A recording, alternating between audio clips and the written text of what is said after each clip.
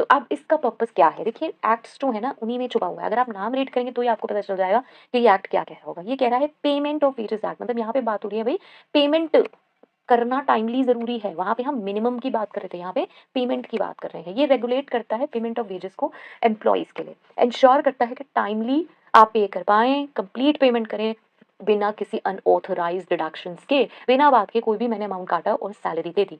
ठीक है? अब ये क्या हो सकती है, जैसे कि देखो अब आप कहोगे कि यार ये तो मिनिमम वेज में काउंट हो जाएगा, नहीं। देखो ऐसा है, मैंने मिनिमम वेज मेरी 10,000 थी, ठीक है? इसी का एग्जांपल लेते हैं और जो मैंने वेज वगैरह सेट करी वो 15,000 थी, उसके बाद मैंने कुछ उल्टे-सीधे उसमें से डिडक्शंस करे और मैंने 12,000 पकड़ा दी।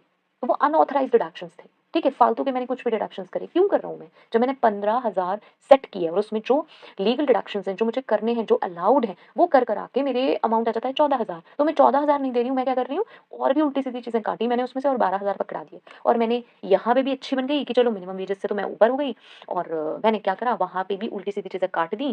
पहले दिखा रखा है कि जी 15,000 सैलरी दे रहे हैं, तो वो 10,000 से ऊपर है मिनिमम वेजेस वाले क्राइटेरिया से भी मैं बच गई। फिर मैंने क्या करा यार कुछ काट दिए तो चलो मुझे उतनी सैलरी भी नहीं देनी पड़ी, कुछ चीज़ें ऐसी काट दी जो नहीं काटनी थी, डिडक्शंस कर दिए उसमें से, जो नहीं काटने चाहिए थे और फिर मैंने वो सैलरी दे दी। अब एम्प्लॉयी सोच रहा है यार वाओ!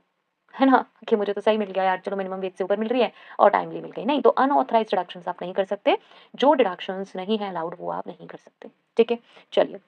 अब नेक्स्ट आ जाते हैं कुछ की प्रोविजंस इसमें। तो वेजेस जो हैं वो पे हो जानी चाहिए विदिन अ स्पेसिफाइड पीरियड, जो कि टिपिकली है बिफोर 7th और 10th of the day next month. ना उसी 30 डेज स्टैट्यूटरी कंप्लायंसेस प्लेलिस्ट है, वहाँ पे आपको ये सारे सेशंस मिलेंगे। वहाँ पे मैं डिटेल में बताऊंगी क्यों है, क्या है, कौन से की प्रोविजंस हैं। यहाँ पे हम शॉर्ट में इसको देख रहे हैं, ठीक है? तो इसको हम इतना ही रखेंगे यहाँ पे कि वेजेस जो हैं वो स्पेसिफाइड पीरियड तक हमें पे करनी है। कुछ केसेस में 7th है और next 10th of 10th day of the next month. चलिए यहाँ पे मैं छोटा-सा बता देती हूँ। 7th उनके लिए रखी है जहाँ पे 1000 एम्प्लॉइज़ से कम है आपके यहाँ और 10th तब है जब उससे ज़्यादा है। वो इसलिए 2-3 दिन का रिलैक्सेशन आपको दे दिया कि ज़्यादा एम्प्लॉइज़ हैं तो आपको ज़्यादा फंड एक्यूमुलेट करना है, तो आपको 2-3 दिन एक्स्ट्रा दे दिए गए। ठीक है?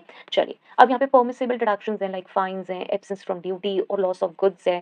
ये लिमिटेड है और डिफाइंड है बाय लॉ। तो यहाँ पे हम पेमेंट ऑफ वेजेस में इसको प्रॉपर्ली स्टडी करेंगे, देखेंगे कि भई कौन-कौन से फाइन्स, कौन-कौन से लॉसेस हैं जो कि हम इसमें से डिडक्ट कर सकते हैं। हर चीज़ डिडक्ट करके हम नहीं दे सकते। फाइन। नेक्स्ट आता है इम्प्लीकेशन फॉर पेरोल। तो payroll systems must be set up to ensure कि वेजेस जो है वो डिसबर्स्ड हुई हैं within the legal time frame और जो डिडक्शंस हैं वेजेस से वो लॉफुल हैं और डॉक्यूमेंटेड हैं। ठीक है? यही चीज़ हमने इंट्रो में भी डिस्कस करी कि इसका पर्पस क्या है, क्यों हम इस एक्ट के बारे में बात कर रहे हैं। फाइन।